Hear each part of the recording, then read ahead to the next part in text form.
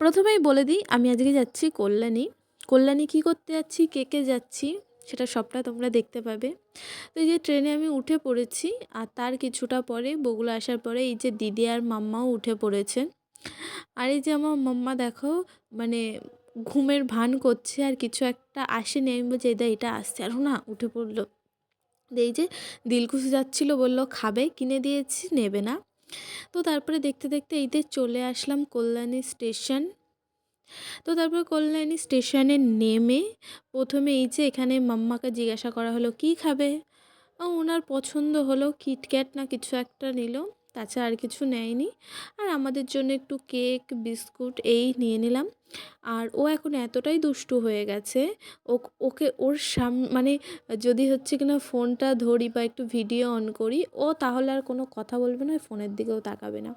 তো তারপরে যে ওভারব্রিজটা ছিল ওখানে দাঁড়িয়ে দাঁড়িয়ে আমি একটু ঢং করছিলাম, আর আমার দিদি বলছে দেখো গাইস চারিদিকে শুধু ওয়া ও আর ওয়া। তো যাই হোক, তারপরে এই যে আমরা চলে এসেছি। তো তোমরা এবার বুঝতেই পেরেছো কোথায় এসেছি। হ্যাঁ, আমরা এসেছি ডাক্তার দেখাতে।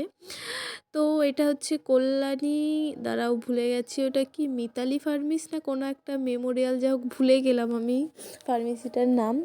তো মোটামুটি এই ফার্মেসিটাতেই আসা হয়। তো তারপর ওখান থেকে ডক্টর দেখিয়ে এই যে দিদি গেল ওষুধ নিতে, আর তারপরে ওখান থেকে ওষুধ নিয়ে আমরা চলে আসলাম।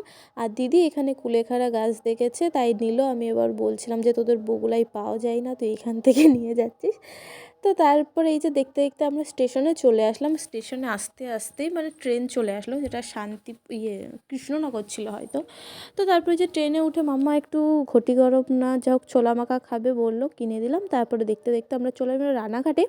এবার রানাঘাটে এসে ওই যে খাসির মাংসের যে ঘুগনির দোকান আছে ওখানে গেলাম, ঘুগনি নিলাম। আর এই যে তারপর দিদি আর মাম্মা একটু ফুচকা খেলো, আর আমি হচ্ছে খাইনি। তারপর ওই যে ঘুগনিটা নিয়ে ট্রেনে উঠে পড়লাম, মানে ওখানে দাঁড়িয়ে ঘুগনি খেতে গেলে আর ট্রেনটা পাবো না। তারপরে এই যে ঘুগনি খেতে খেতে চলে আসলো বগুলা স্টেশন। মাম্মার সাথে একটু আড্ডা মারছিলাম, আর এই যে আমার মাম্মাকে এইরকম করছিলাম, ও কি সুন্দর ওই রকম করছে, দিয়ে আমাকে আবার বাই বাই জানিয়ে দিল।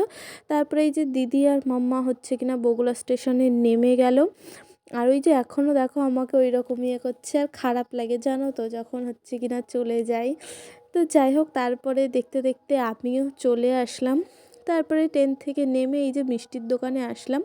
এবার বাড়ির জন্য একটু অল্প করে মিষ্টি নিয়ে নিলাম। তো মিষ্টি নিয়ে তারপর একটু এসে এই যে আমি এবার ফুচকা খেয়ে নিলাম। তখন আমার ভালো লাগছিলো না, পরে আসার সময় মনে হচ্ছিলো যে একটু ফুচকা খাই। তারপর ওখান থেকে ফুচকা খেয়ে